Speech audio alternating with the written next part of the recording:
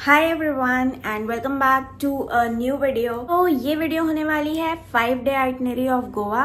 तो इसमें मैंने नॉर्थ गोवा भी कवर किया है और साथ में साउथ गोवा भी एक दिन हमने एक्सप्लोर किया है। So without any further ado let's get started. तो सबसे पहले आते हैं हमें कैसे पहुंचना है और हमें कहाँ रहना चाहिए, किस एरिया में रहना चाहिए।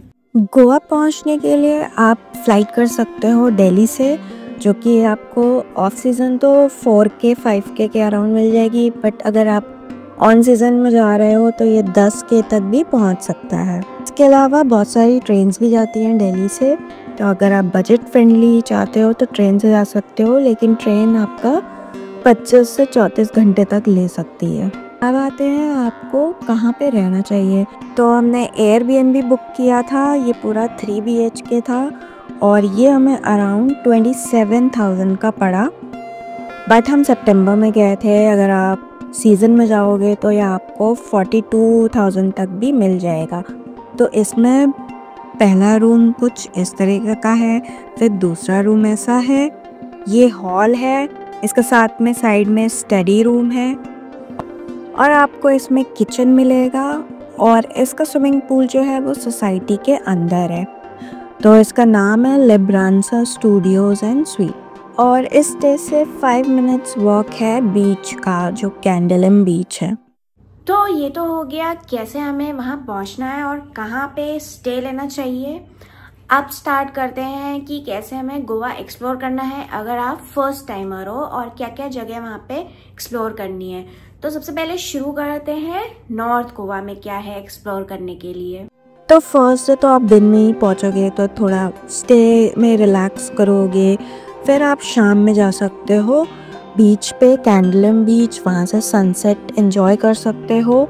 5 मिनट्स वॉक ही है जैसे मैंने बताया। फिर आप ये कैंडलम का मार्केट एरिया रात में एक्सप्लोर कर सकते हो, बीच पे सनसेट, फिर थोड़ा शाम में भी, रात में भी आप जा सकते हो। और यहाँ का पूरा एरिया कुछ ऐसा है कैंडलम का, तो काफ़ी सही एरिया है और वैसा कोई बेकार क्राउड नहीं रहता है इस एरिया में। फिर सेकेंड डे सबसे पहले आप जाओ चर्च में, our lady immaculate conception church है ये, और ये काफ़ी फेमस है गोवा का चर्च और काफ़ी ज़्यादा फोटोजेनिक भी है ये।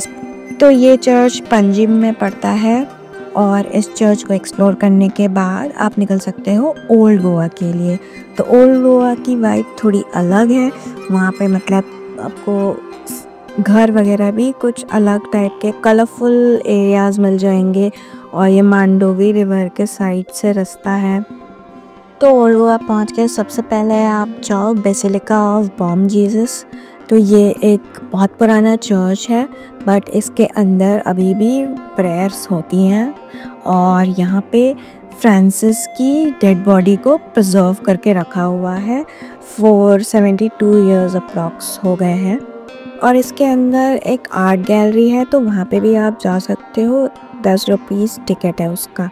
फिर इसी के जस्ट सामने सेंट कैथेड्रल चर्च है। तो इस चर्च में तो प्रेयर वगैरह नहीं होती है, बट हाँ यहाँ पे काफ़ी अच्छा सा म्यूज़ियम है।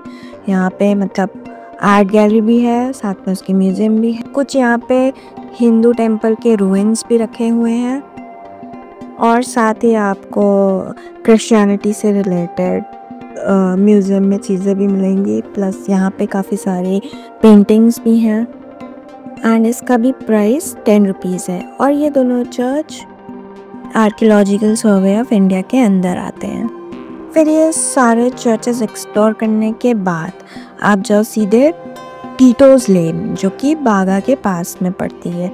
तो ये टीटोज़ लेन काफ़ी फेमस है, यहाँ पे काफ़ी सारे क्लब्स वगैरह हैं और इसी के साथ में शाम में पहुँच जाओ ताकि आप बहुत प्यारा सा सनसेट भी इंजॉय कर सको। तो काफ़ी सुंदर यहाँ से सनसेट दिख रहा था जब हम पहुँचे थे और काफ़ी अच्छी वाइब थी। ऑफ सीज़न में बहुत कम भीड़ होती है, तो आप बागा बीच जा सकते हो। फिर यहीं से सनसेट एंजॉय करने के बाद आप रात में यहाँ की वाइब एंजॉय कर सकते हो। पार्टी वगैरह होती रहती है, बीच के साइड में काफ़ी सारे रेस्टोरेंट हैं, तो यहाँ पे भी आप बैठ के फूड वगैरह एंजॉय कर सकते हो। अब आते हैं थर्ड डे पे। तो थर्ड डे सबसे पहले आप जाओ छपोरा फोर्ट एक्सप्लोर करने। ये बहुत ही फेमस फोर्ट है, जो आपने दिल चाहता है मूवी देखी होगी, तो यहाँ पे उसकी शूटिंग हुई थी। काफ़ी फेमस है ये, और यहाँ से बहुत अच्छा व्यू आता है वैगटार बीच का। तो इस स्पॉट पे ये फ़ोटोज़ इस तरह की ले सकते हो आप, हमने भी ली थी। और फोर्ट वैसे तो सिर्फ रूइंस हैं, बट हाँ एक्सप्लोर करने के लिए, व्यूज़ के लिए काफ़ी अच्छा है स्पॉट। छपोरा फोर्ट एक्सप्लोर करने के बाद आप नीचे वैगटार बीच पे चले जाओ और वहाँ पे एंजॉय करो। काफ़ी सही एरिया है, एकदम खाली बीच था जो हम गए थे, और काफ़ी मज़ा आया हमें। तो इस बीच पे इस साइड पे रॉक्स हैं और इस साइड पूरा प्लेन है, तो काफ़ी सही लगता है यहाँ पे। यहाँ की सैंड भी बढ़िया सी है, मतलब आप कासल वगैरह ये सब बना सकते हो। फिर यहाँ से निकलने के बाद यहाँ पे थोड़ा मार्केट भी है, तो अगर आपको शॉपिंग वगैरह करनी है तो वो भी कर सकते हो। हर बीच के पास में होता ही होता है ये। फिर इसके बाद आप जाओ अगुआडा फोर्ट। तो ये भी काफ़ी फेमस फोर्ट है, और शाम में पहुँचो ताकि आप यहाँ से सनसेट एंजॉय कर सकते हो। यहाँ पे काफ़ी बढ़िया व्यू आता है यहाँ से, और ये फोर्ट भी काफ़ी अच्छा है। मतलब छपोरा फोर्ट तो रूइंस है, बट ये यहाँ पे थोड़ा बहुत है देखने को। अपर फोर्ट जो है, अपर पार्ट इसका, वहाँ पे आप आराम से जा सकते हो और व्यूज़ वगैरह एंजॉय कर सकते हो। देन इसी के साइड में लाइट हाउस है, तो वहाँ से पूरा 360 डिग्री व्यूज़ आता है। तो इस लाइट हाउस में भी आप जा सकते हो। 25 रुपीज़ पर पर्सन टिकट है, और अगुआडा फोर्ट में भी टिकट लगता है, अराउंड आई थिंक 25 ही है वहाँ का भी। फिर फोर्ट और लाइट हाउस के बाद आप यहीं पास में इसी के सिंक्वेरियम बीच है, तो वहाँ एंजॉय कर सकते हो। हम चले गए थे ताज में, हमने वहाँ डिनर किया, तो वहाँ से हमें बीच का सामने व्यू दिख रहा था। पर अगर आपको बीच पे जाना है तो वहाँ से पास में सिंक्वेरियम बीच है। तो 5 डेज़ की ट्रिप थी हमारी। तो एक दिन हमने साउथ गोवा रखा था, तो 3 दिन हमने शुरू किया नॉर्थ गोवा एक्सप्लोर किया, और अब 4th डे हम एक्सप्लोर करने जा रहे हैं साउथ गोवा। क्योंकि साउथ गोवा में सब दूर दूर है और एक दिन में आप सब नहीं कवर कर सकते, तो काबू दी रामा एक ऐसा स्पॉट है जहाँ पे आपको बीच भी मिल जाएगा, फोर्ट भी मिल जाएगा, कैफ़े भी मिल जाएगा, तो इसलिए हमने ये चूज़ किया।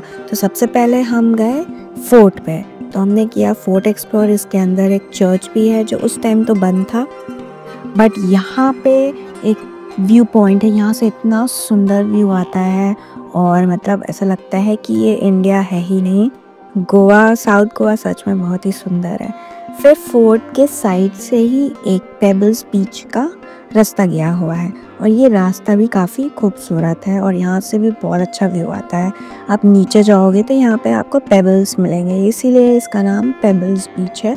और यहाँ से भी इतना सुंदर व्यू है, बस मज़ा ही आ जाता है व्यू देख के।